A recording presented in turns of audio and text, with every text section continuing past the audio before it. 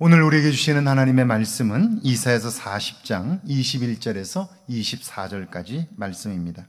너희가 알지 못하였느냐? 너희가 듣지 못하였느냐? 태초부터 너희에게 전하지 아니하였느냐? 땅의 기초가 창조될 때부터 너희가 깨닫지 못하였느냐? 그는 땅 위 궁창에 앉으시나니 땅에 사는 사람들은 메뚜기 같으니라. 그가 하늘을 차일같이 펴셨으며 거주할 천막같이 치셨고 귀인들을 폐하시며 세상의 사사들을 헛되게 하시나니 그들은 겨우 심기고 겨우 부러졌으며 그 줄기가 겨우 땅에 뿌리를 박자 곧 하나님의 입김이 부시니 그들은 말라 회오리 바람에 불려가는 촉에 같도다. 아멘. 하나님의 말씀입니다. 할렐루야. 좋은 날입니다. 오늘도 하나님의 인도하심이 여러분과 함께 하기를 주의 이름으로 축원합니다. 김진명 작가의 소설 고구려가 완관되고 사람들에게 엄청나게 많이 읽혀졌습니다. 그 책의 인기로 인하여 드라마로도 만들어졌다고 그러는데요, 이 소설을 쓰기 위해서 그는 20년간 자료를 모았고요, 고구려의 옛 터전을 수없이 방문했다고 말합니다. 그가 고구려에 관심하게 된 것은 중국이 지금까지 버려두었던 요하 문명을 급속도로 자국의 역사로 편입하는 것을 본 이후였다고 말합니다. 중국은 요하 문명에서 황하 문명보다 1500년이나 앞선 유물들이 쏟아져 나오자, 그러자 중국은 서둘러서 동이의 조상 치우를 자신의 조상으로 둔갑시키고 있습니다. 이 과정에서 고조선과 고구려는 물론 지금 우리 한국인의 뿌리까지 자기네 후손으로 편입시키는 작업들을 진행하고 있습니다. 지금이라도 중국의 동북 공정에 맞설 여러 자료를 찾고 개발해내야 한다는 생각으로 심혈을 기울여 글도 쓰고 있다고 그는 말합니다. 역사를 아는 일은 작은 흔적에 관심하면서부터 시작되는데요, 그의 소설을 요즘 제가 읽고 있는데요, 몇 가지 안 되는 그 흔적들을 가지고 장대한 소설을 써내려가는 그의 관심은 대단하다라고 밖에 말할 수 없습니다. 너무 흥미진진하고요, 삼국지를 볼 때보다 훨씬 더 재미있는 일들을 경험하면서 요즘 그분의 소설을 읽는 즐거움에 빠져 있습니다. 하나님이 이사야 선지자를 통해 말씀합니다. 21절입니다. 너희가 알지 못하였느냐? 너희가 듣지 못하였느냐? 태초부터 너희에게 전하지 아니하였느냐?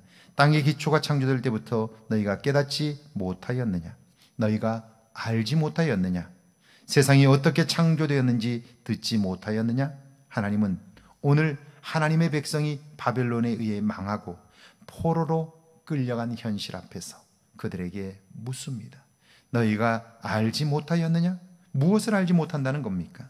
세상이 어떻게 창조되었는지, 너희가 믿는 하나님이 어떤 분인지, 누구인지 알지 못하고 듣지 못했느냐라고 묻고 있는 것입니다. 이 말씀은 오늘 너희가 이런 고통을 겪는 것은 바로 세상을 만드시고 운행하시는 하나님을 잊었기 때문이라고 그렇게 말씀하고 계신 거죠. 22절입니다. 그는 땅 위 궁창에 앉으시나니 땅에 사는 사람들은 메뚜기 같으니라. 그가 하늘을 차일같이 펴졌으며 거주할 천막같이 치셨고, 하나님이 얼마나 높은 곳에 계신지 그곳에서 우리를 볼 때 메뚜기 같아 보일 거라는 거죠. 그분은 하늘을 천막처럼 치셨고 병풍처럼 두르고 계십니다. 창조주 하나님 너무 크고 놀라운 분이기에 감히 우리가 상상할 수 없고 높으신 분이기에 판단할 수 없는 분입니다. 23절과 24절이죠. 귀인들을 폐하시며 세상의 사사들을 헛되게 하시나니 그들은 겨우 심기고 겨우 뿌려졌으며 그 줄기가 겨우 땅에 뿌리를 박자 곧 하나님이 입김을 부시니 그들은 말라 회오리 바람 불려가는 촉에 같도다. 하나님은 이 땅에서 떵떵거리는 권세자와 통치자들을 꺾으십니다. 그들은 마치 방금 심긴 나무 같아서 시들어졌고 살기 어려운 모양을 가졌고 바람에 금방 뽑힐 것 같은 가련한 모습입니다. 이 말씀은 하나님이 이 땅의 주인이시며 하나님의 허락 없이 그 어떤 인간도 인간을 다스릴 수 없음을 말씀하고 있는 것이죠. 그렇습니다. 지금 이스라엘 백성들은 바벨론의 포로로 끌려와 고통 중에 있습니다. 이제 눈앞의 현실만 보면 그들의 삶의 소망은 없습니다. 그런데 이때에 그들이 보아야 할 것은 우리가 믿는 하나님, 이 세상을 창조하신 하나님이지요. 그분을 생각하고 그분이 우리와 함께 하셨던 날들을 추억하게 될 때 오늘 절박한 상황에서 소망이 없는 이 현실 속에서도 새로운 소망을 발견할 수 있는 거죠. 그래서 하나님이 그들에게 묻는 거예요. 너희가 믿는 하나님은 누구냐? 이 땅을 창조하신 분이 누구냐? 라고 묻고 있는 거예요. 이 말씀은 그러므로 오늘 너희가 나를 떠나서는 아무것도 할 수 없다는 사실을 이제 경험했다면 다시 내게로 눈을 돌리라는 거죠. 하나님께로 마음을 옮기라는 거예요.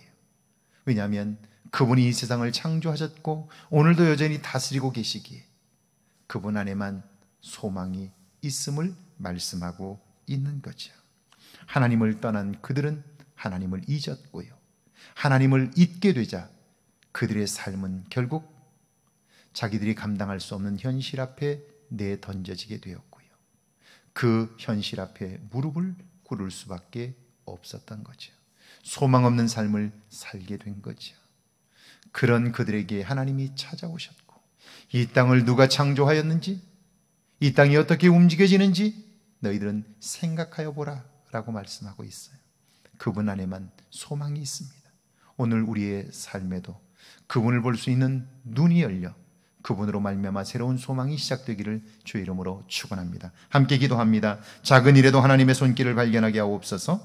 내 뜻대로 살고자 하는 마음에서 떠나게 해달라고요. 함께 기도합니다. 하나님 감사합니다. 작은 일에도 하나님의 손길을 발견할 수 있게 하시고 내 뜻대로 살고자 하는 마음에서 떠나게 하옵소서. 이 땅을 사는 동안 눈앞의 일들에 매여 하나님을 놓칠 때가 얼마나 많은지 모릅니다. 주님, 이제는 하나님을 볼 수 있는 믿음의 눈을 열어주시고 그래야 어떤 때에도 소망의 말을 전할 수 있도록 축복하여 주옵소서. 내 뜻대로 살고자 하는 마음에서 벗어나게 하시고 나와 함께 하셨던 하나님을 기억하게 하옵소서. 하나님으로만 소망 삼고 살게 하옵소서.